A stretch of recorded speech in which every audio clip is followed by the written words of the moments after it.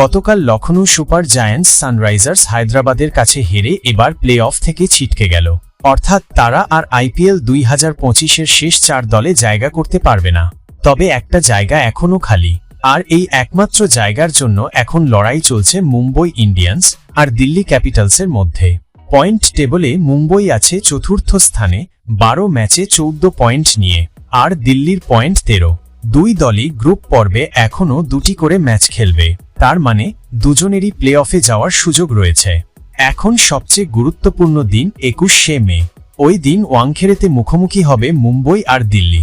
এই ম্যাচ যারাই জিতবে তারা এক ধাপ এগিয়ে যাবে, আর যেই হারবে তাদের প্লে অফ স্বপ্ন ভেঙে যেতে পারে। দিল্লির জন্য এই ম্যাচটা রিভেঞ্জ ম্যাচ। আগেরবার দিল্লির ঘরের মাঠে গিয়ে মুম্বই তাদের হারিয়ে এসেছিল, এবার দিল্লি চাইবে সেই হারের বদলা নিতে। মুম্বই যদি দিল্লিকে হারায় তাহলে তারা সরাসরি প্লে অফে ঢুকে যাবে, আর দিল্লি হারলে তাদের শেষ ম্যাচ জিতলেও থাকতে হবে অপেক্ষায়। আবার দিল্লি যদি জেতে তাদের শেষ ম্যাচ জিতলেই প্লে অফ নিশ্চিত। কিন্তু যদি দিল্লি জিতে পরের ম্যাচ হারে আর মুম্বই তাদের শেষ ম্যাচ জিতে নেয়, তাহলে মুম্বইই ঢুকে যাবে প্লে অফে। দিল্লির স্বপ্ন তখন ভেঙে যাবে। মজার ব্যাপার, দুই দলই শেষ ম্যাচ খেলবে পঞ্জাব কিংসের বিরুদ্ধে, যারা প্লে অফে পৌঁছে গেছে কিন্তু শীর্ষে উঠতে চাইবে। তো এখন প্রশ্নটা আপনাদের জন্য, আপনার মতে কে পৌঁছাবে প্লে অফে, মুম্বই ইন্ডিয়ান্স না দিল্লি ক্যাপিটালস? কমেন্টে জানাতে ভুলবেন না।